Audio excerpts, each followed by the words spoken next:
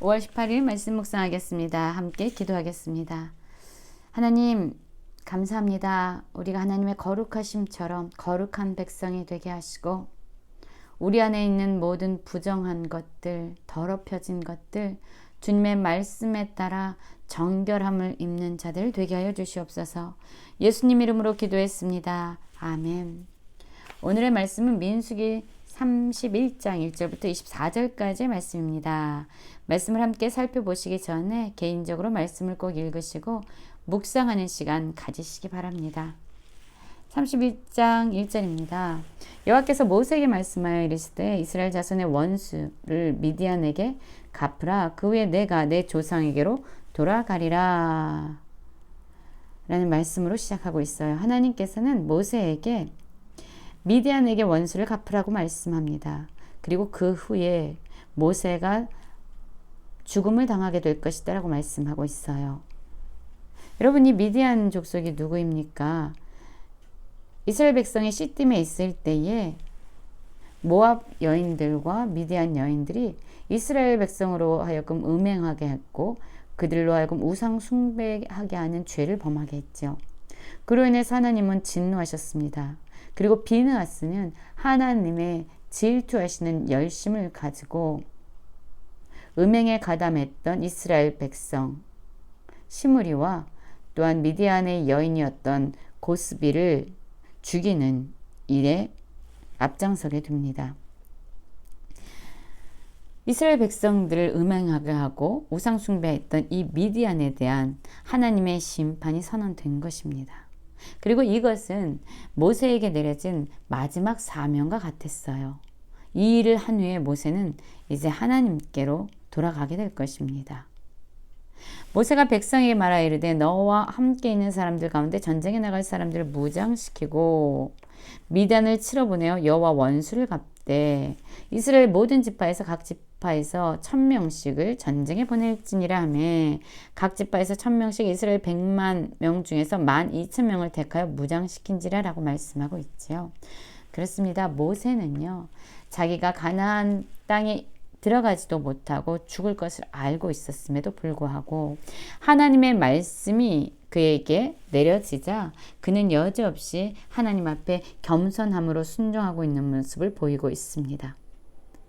하나님의 말씀에 따라 미디안을 치러 여호와의 원수를 갚는 일에 각 지파에서 1000명씩 사람들을 선택해서 12,000명을 택하여 무장을 시켰어요. 그리고 특별히 엘라살의 아들 비느하스죠. 이 비느하스가 누구지요? 네, 그렇습니다. 아까도 말씀드린 것처럼 이스라엘 백성들이 음행하고 우상 숭배할 때에 그 죄에 가담했던 사람을 죽인 하나님의 질투하신 하나님의 열심으로 가득 찬 사람이 바로 비느하스였습니다. 이 전쟁에서 이끌 지도자, 그가 바로 비느하스였습니다. 비느하스에게 성소의 기구와 신호 나팔을 들려서 그들과 함께 전쟁에 보내매 그들이 여호와께서 모세에게 명령하신 대로 미디안을 쳐서 남자를 다 죽였다라고 얘기합니다. 그렇습니다. 이 전쟁은요, 그냥 민족과 민족이 싸우는 전쟁이 아닙니다. 이것은 하나님께서 명령하신 거룩한 전쟁이었습니다. 그리고 이 전쟁의 앞장선 자는 비느하스였고요. 하나님이 말씀하신 대로 모세에게 명령하신 대로 미디안의 남자를 다 쳐서 죽였어요. 전쟁에서 승리가 지금 이루어지고 있습니다. 그리고 그 죽인 자 외에 미디안의 5 왕을 죽였으니 미디안의 왕들은 에위와 레겜과 수르와 후르와 레바며 또 부올의 아들 발람을 칼로 죽였더라 라고 말씀하고 있지요. 여러분, 여기서 아마도 미디안은요, 여러 민족의 연합체가 아니었나 생각을 하지요. 미디안의 5 왕들을 이곳에서 죽였다라고 이야기하고 있습니다. 그런데 특별히 여기서 죽인 5명의 왕 중에서 이 수르라는 사람이 있잖아요. 이 수르가 누구입니까? 그는 그 바알볼의 사건 때에 비느하스에게 죽임을 당한 미디안의 여인, 이스라엘 백성 시므리와 함께 음행했던 미디안 여인 고스비의 아버지가 바로 수르입니다.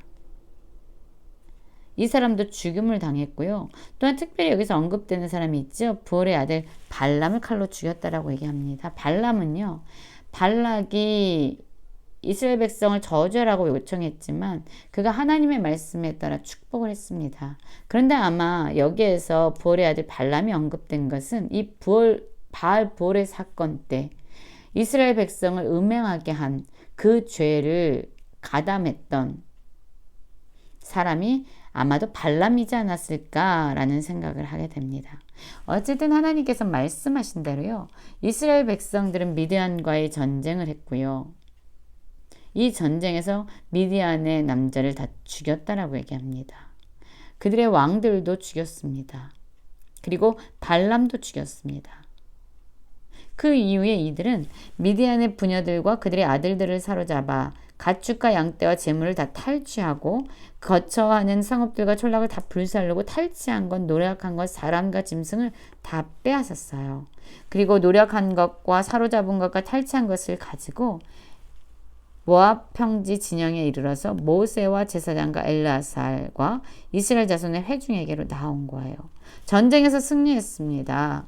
그리고 많은 전리품과 탈취품을 가지고 지금 모세와 이스라엘 백성의 지도자들에게 지금 나오고 있어요.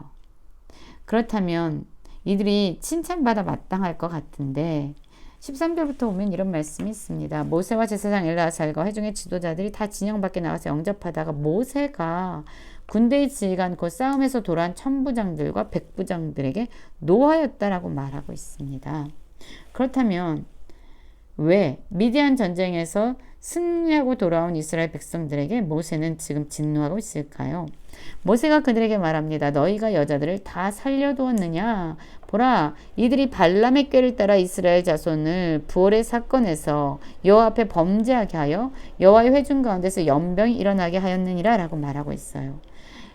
이스라엘 백성들이 살려서 지금 전리품으로 끌고 온 여자들 중에는 누가 있었냐면요. 발람의 꾀에 따라서 바알볼 사건, 즉 이스라엘 백성으로 하여금 음행하게 하고 우상 숭배하도록 미혹했던 미디안 여자들이 그곳에 있었던 것으로 보입니다.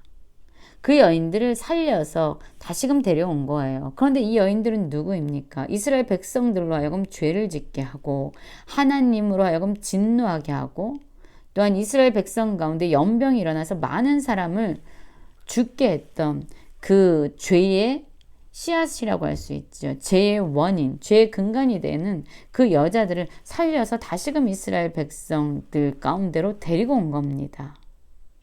이것을 보고 모세가 진노하고 있는 거예요. 그러므로 아이들 중에서 남자는 다 죽이고 남자와 동침한 사내를 아는 여자도 다 죽이고 남자와 동침하지 아니하여 사내를 알지 못하는 여자들은 다 너희를 위하여 살려둘 것이니라. 이 당시에는요.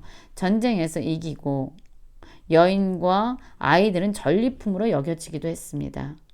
그런데 지금 모세의 이 진노는요. 무엇 때문이라고요? 그렇죠. 이스라엘 백성을 음행하도록 유혹했던 미디안 그 여인들이 이곳에 함께 있었기 때문에 모세는 그것에 대해서 진노할 수밖에 없었습니다. 그래서 그들을 다 죽이라고 말하고 있어요. 죄의 씨앗을 다 제거하겠다는 겁니다.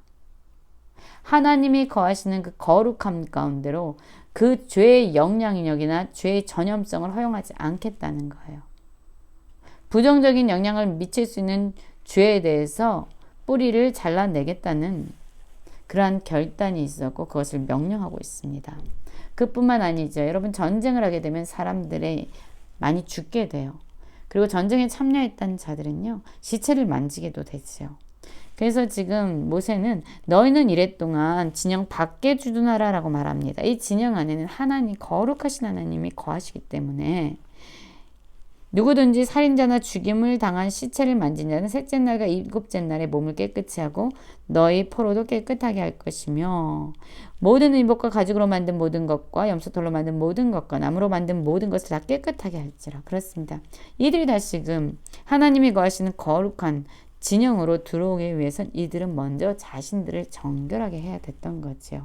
하나님이 말씀하신 대로 셋째 날과 일곱째 날에 그들의 몸을 깨끗이 하고 포로도 깨끗이 하고 정결하게 하는 그런 의식을 치러야 했던 겁니다.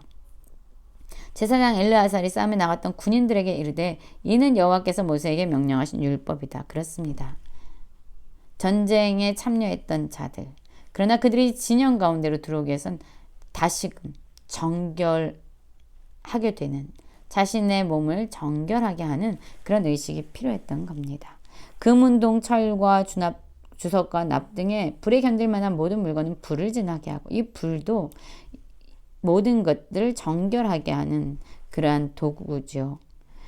불을 지나가게 하면 깨끗하려냐 다만 정결하게 하는 물로 그것을 깨끗하게 할 것이며 불에 견디지 못할 것은 또한 물을 지나가게 해서 그것을 깨끗하게 하라고 말씀하고 있어요.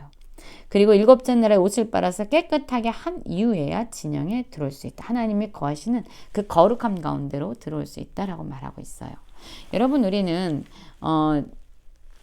어제까지 절기와 서약과 서원에 대해서 반드시 신실하게 지킬 것에 대해서 말씀했습니다. 절기는 무엇입니까? 절기는요, 하나님이 어떤 분인지를 기억하면서 하나님께 예배하는 겁니다. 그리고 하나님은 서원과 서약한 것을 반드시 지키라고 말씀하셨어요. 그러한 것을 통해서 절기와 서원을 통해서 하나님과 관계가 더 돈독해질 수 있었습니다. 그리고 오늘 말씀은 무엇을 말합니까? 우리를 부정하게 하는 것들, 조금이라도 우리에게 죄의 영향력을 주는 것들로부터 우리는 우리 자신을 정결하고 깨끗하게 지켜내야 된다고 하나님 말씀하고 있어요. 우리 안에 우리를 더럽히는 것이 무엇입니까? 그 모든 것들을 제거함으로 하나님과의 관계를 온전히 세워가는 모든 성도님들 되시길 간절히 기도합니다.